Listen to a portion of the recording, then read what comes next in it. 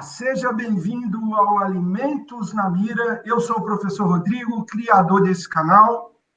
As tecnologias empregadas no processamento de alimentos podem ser divididas em dois grandes grupos: as tecnologias convencionais ou tradicionais e as tecnologias emergentes, chamadas também de tecnologias não convencionais. Entre elas, citam-se as tecnologias térmicas e as não térmicas. Entre as não térmicas, a tecnologia de altas pressões hidrostáticas figura como uma das mais difundidas em âmbito mundial. E é para falar justamente sobre essa tecnologia fantástica que eu recebo hoje o professor Marcelo Cristianini. O professor Marcelo é docente e pesquisador do Departamento de Tecnologia de Alimentos da Faculdade de Engenharia de Alimentos da Unicamp e foi um dos pioneiros a investigar essa aplicação de tecnologia, dessa tecnologia fantástica no processamento de alimentos no Brasil. Marcelo, seja muito bem-vindo, muito obrigado por reservar um tempinho, um espaço aí do seu precioso tempo para conversar com a gente sobre essa tecnologia. Seja bem-vindo. Bom dia, Rodrigo. Bom dia aos seus ouvintes todos. Antes de mais nada, eu queria te agradecer o convite e te dar os parabéns pelo canal. Eu tenho assistido e é um sucesso. Acho que a gente precisa de mais iniciativas como a sua, né? Hoje a gente tem visto tanto fake news aí na área de alimentos também, na área de processamento de alimentos, e o seu canal tem contribuído aí, eu acho que para trazer um pouco mais de informação técnica e informação verdadeira sobre processamento de alimentos no geral, né? Tecnologias. Parabéns, viu? É um prazer estar aqui. Marcelo, inicialmente você poderia fazer uma explanação sobre a tecnologia de altas pressões hidrostáticas? Claro. Olha, a tecnologia, como você mesmo disse no começo, é uma tecnologia dita emergente, né? A gente não pode dizer uma nova tecnologia, porque existem relatos aí científicos, óbvio, não comerciais, de mais de 60 anos, 70 anos. Então, na verdade, como a maioria das tecnologias, a área de alimentos adaptou uma tecnologia existente em outras áreas, em outras aplicações, e trouxe para a área de alimentos, né? Então, alguém lá atrás percebeu que aplicando altas pressões em alimentos era capaz de inativar micro-organismos, inativar enzimas e ainda assim preservar as características originais dos alimentos in natura ou alimentos semi-processados, né? Então, a tecnologia já é bastante, não diria antiga, né? Porque 60 anos não é tão antigo, é quase a minha idade, mas comercialmente falando, a gente começa a ter aí registros a partir de 2000, mais ou menos, 2002, 2000 e pouquinho. Então, relativamente novo em termos de aplicações comerciais, e nos últimos 5, 7 anos, o crescimento é exponencial. Então, hoje nós temos aí a tecnologia espalhada mundo afora, Europa e Estados Unidos são as que mais dominam, mas o México tem bastante coisa instalada já em termos de operações. O Brasil já tem também 2 empresas operando com esse tipo de tecnologia. No Chile, aqui, aproveitando a América do Sul, o Chile também tem algumas coisas já operando bem, então é uma tecnologia sem volta, né? A gente está, Japão, China, como eu disse, Europa talvez o que mais esteja difundido, mas não tem mais volta, é uma tecnologia sensacional e que, graças a Deus, a gente está andando rapidamente aí. Marcelo, relativamente à destruição de formas esporuladas e enzimas, existem ainda alguns obstáculos a serem superados pelas altas pressões, né? Como estão os estudos nessa direção? Ótimo. Eu acho que vale a pena, talvez, para o seu ouvinte, a gente explicar um pouquinho como é que é o princípio, né? A tecnologia de alta pressão, o processamento de alimentos, funciona de uma maneira, eu diria, bastante simples, né? A gente tem um vaso de pressão, como se fosse uma autoclave dessas que a gente está acostumado a ver aí, né? Nas indústrias ou mesmo nos laboratórios, onde a gente já coloca o alimento na sua embalagem final, né? Então, sucos, carnes processadas, alimentos prontos para consumo, queijo, o que a gente imagina hoje tem de aplicação nessa área. Então, o alimento é colocado já na sua embalagem final, dentro da autoclave, fecha-se a autoclave e inunda-se com água, né? Então, o que vai fazer a pressão sobre a embalagem é a água, e sem o uso de calor, né? Como você mesmo disse no começo. Então, essas pressões podem chegar aí próximas a 6.000 atmosferas, né? 6.000 bar, que a gente fala, e são pressões realmente grandes, né? E qual é a vantagem? A vantagem de não ter temperatura, então todas as perdas sensoriais e nutricionais que a gente poderia ter são evitadas, e o fato da pressão ser transmitida igualmente no volume, né? É um dos princípios esse do processamento em altas pressões. Ou seja, não existe, como nos processos térmicos, uma transferência de calor, eu diria, do meio de aquecimento para o alimento. Quando a gente fala em pressão, ela é instantânea e uniforme, então ela é volumétrica.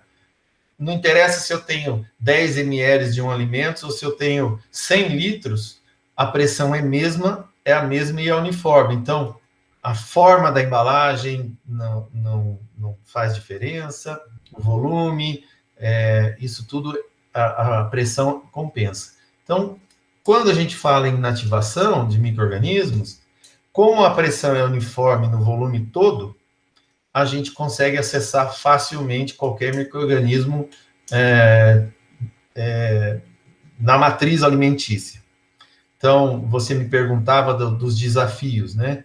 Então, a vantagem é que os tempos de processo são bastante curtos.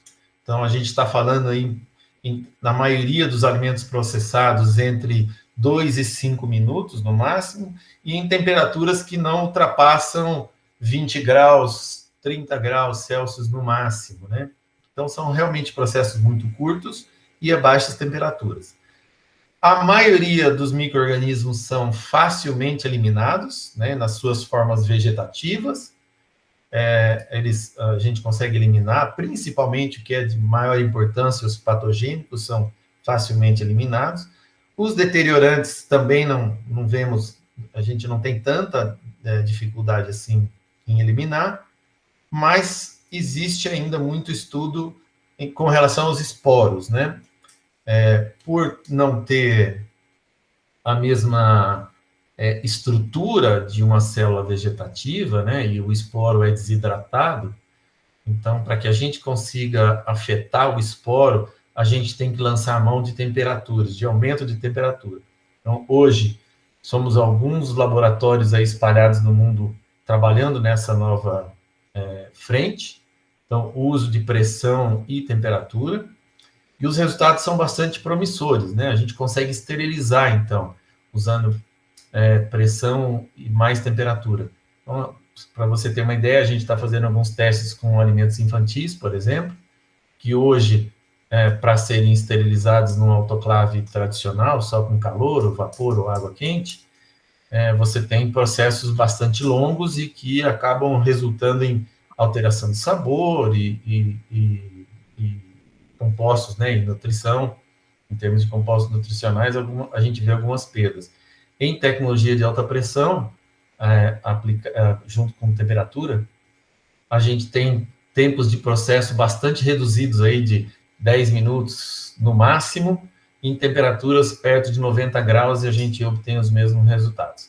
Então, esporo ainda é um desafio, a gente está chegando lá, a ciência está chegando, mas a pasteurização, entre aspas, né, se é que a gente pode usar esse termo para uma tecnologia não térmica, O Pasteur não vai gostar muito dessa história, mas a gente consegue eliminar facilmente micro-organismos deteriorantes e também os patogênicos. Então, conseguimos aí um produto de um shelf life bastante estendido quando comparado a qualquer outra tecnologia de pasteurização. Em relação às enzimas, Marcelo, a inativação, ela alcança a sua plenitude ou ela é parcial? As enzimas que têm mais influência na deterioração de alimentos, como o sistema polifenoxidase, peroxidase, enfim, pectina metilesterase. Ótimo. Olha, uma coisa que eu preciso dizer antes. Então, tecnologia de alta pressão não quebra ligações covalentes, né? Então, a gente não consegue quebrar compostos, principalmente os de peso molecular mais baixo e nem as enzimas que são peso molecular mais alto. Mas, o que a tecnologia de alta pressão consegue é alterar a conformação de moléculas grandes. Então, se a gente pegar aí proteínas, que são enzimas, proteínas que se comportam como enzimas, que têm altos pesos molecular, a gente consegue alterar a conformação, né, a estrutura terciária e quaternária dessas moléculas grandes. E isso faz com que a gente modifique os sítios ativos das enzimas. Então, a gente pode ter exposição de sítios, e aí aumentar a atividade enzimática, como a gente pode ter também mudança na estrutura de modo a esconder sítios ativos ou, de alguma maneira, desnaturar essas, no caso das proteínas, quando são proteínas, e aí a gente pode ter uma inativação enzimática. Então, não existe uma regra básica para isso. Tudo depende da enzima e da matriz, né, onde ela está. Então, a gente tem feito muito teste com como você bem citou aí, polifenol-oxidase, peroxidase, que são aquelas enzimas do escurecimento, né, de frutas, principalmente. Em alguns casos, a gente consegue inativar, em outros casos, a gente ativa, o que não é tão ruim com alguns tipos de enzimas, por exemplo. Então, a gente já fez bastante teste com algumas enzimas em que a gente queria aumentar a atividade enzimática, né? Por exemplo, enzimas da fabricação de queijo, enzimas que sequestram oxigênio, por exemplo, enfim, algumas coisas interessantes. Então, não existe uma regra básica para isso, vai depender da pressão, do tempo de aplicação, da temperatura e da matriz, né? Mas é possível inativar, por exemplo, suco de laranja, a inativação muito grande da pectina metilesterase, né? Que causa aquela sedimentaçãozinha. A água de coco, a gente consegue uma boa inativação da polifenol e da peroxidase em alguma extensão. O que é importante é que, na maioria das aplicações de alimentos, a tecnologia de alta pressão é uma barreira, né? Lembra da tecnologia de barreiras que a gente fala? Então, tem lá atividade de água, pH, a embalagem, a temperatura de estocagem. Então, para a maioria das aplicações, a gente tem que lançar mão de outras barreiras. Então, pH, temperatura de estocagem e assim por diante. Barreiras na embalagem contra oxigênio, é uma maneira, por exemplo, de controlar a polifenol-oxidase e peroxidase, e assim por diante. Então, não existe uma regra básica, Rodrigo.